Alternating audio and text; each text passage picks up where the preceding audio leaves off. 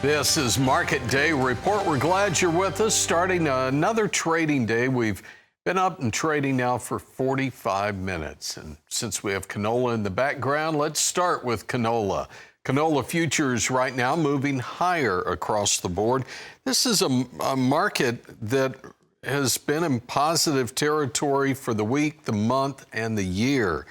Annual year-over-year gains here, 9% in the canola market. And for a while, it was just soybeans and canola in positive territory year over year. And by the way, soybeans still remain in there, 18% higher right now than we were 1 year ago. Now we are back into mixed territory. The May contract most active at 11.63.5. It's down a half penny, and we're seeing red after that. But if you're going to talk beans, you have to talk about the rest of that complex, where soy meal contracts are lower, trading lower for the fourth straight session. And bean oil now has turned lower after hitting 63.87 on the July.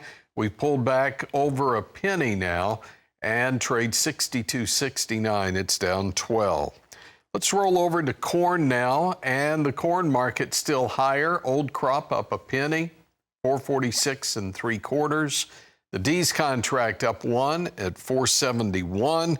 Wheat market here, Chicago in July is new crop, 580 3/4, down 4 3/4 cents. And Kansas City is a penny and a half lower at 586 3/4. So the big question I have is, why are we trading lower after we had such good strength in the overnight action? Chris Swift is in the studio with us. Chris is with Swift Trading. This is almost a carbon copy of how we traded yesterday, higher in the overnight, and then started pulling back. All right, and a lot of it, well, all of it hinges on the energy markets, and specifically in the beans and the bean oil market, where we are using the bean oil for the biodiesel fuels, and it takes time. So even though right now we can ship diesel fuel out at any time, but it takes longer to create that biodiesel, but it shows the importance of the demand to it. So just like what we see in the crude oil market, crude oil is up $6, $7, but yet diesel fuel was up almost 40 cents this morning. So got to crack that crude oil in order to be able to get the heating oil, and the heating oil is what is in demand right now. And also with the soybeans, yes, are going to be in demand with the bean oil, but the bean oil is what is pushing it and moving it higher. Yeah, we're looking crude right now, topped out at 77.98. We're about a dollar off of that at 76.95, but up 5.72. Gasoline futures trading higher for the fifth straight session. Nat gas, it's higher now for the third straight session. It's the only one here in this energy complex that is in the red year over year. You mentioned the distillates, and you look over here at the New York Harbor, so that's diesel that we're talking about right there. And again, diesel moving higher.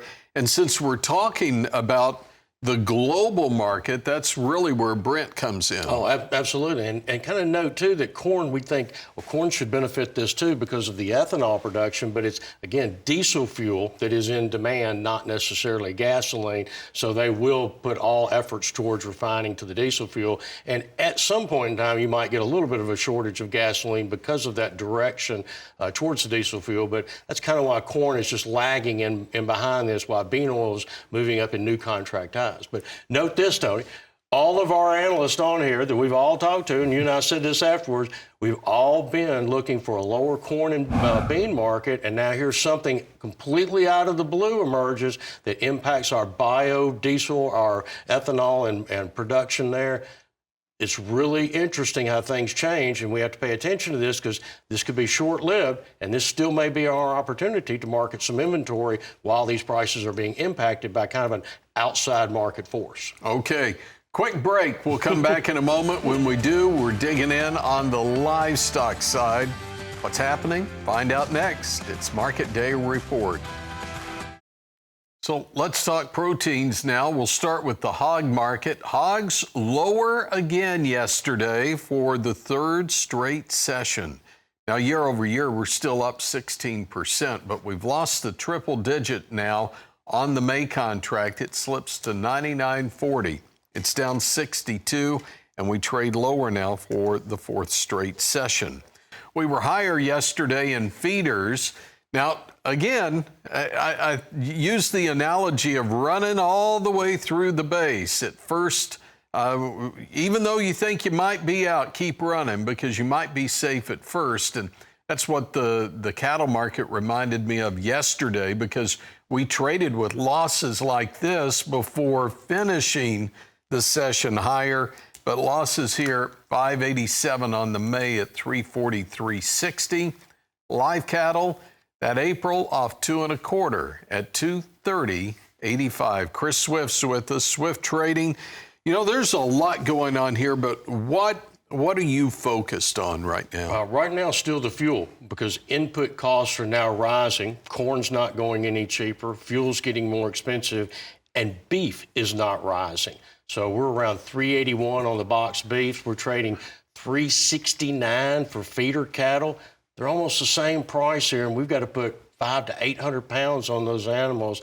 The margins are eroding quickly on this, and there's just very little profit margins out there at these price levels because everything is so high. So we need something to break it loose, and this is potentially something because as a direct impact the energy has on input costs, everything costs more to transport, and it's an indirect impact as well because to the consumer, well, now I've got to have more money to pay for more gasoline.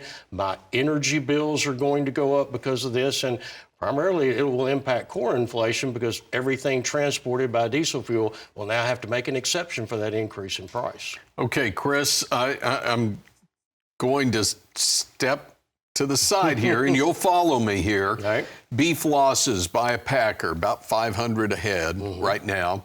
If you're harvesting 5,000 a day, that's $2.5 million in losses every day. So obviously there's pressure under these packers. And we closed the plant in Nebraska. We pare back the one in Amarillo. We've got JBS in Greeley looking at a possible strike. Yet you have JBS expanding one in Cactus. Final thoughts here before we go. Probably just because we are so antiquated in our processing capacity down south, and that is an older plant in Greeley, so where is it the lesser to rebuild that plant again? And I'm sure down south is probably a little bit more easier than what it would be in Colorado.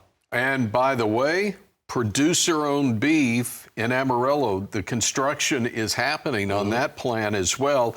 3,000 head per day. They'll be ready the fourth quarter of 2028.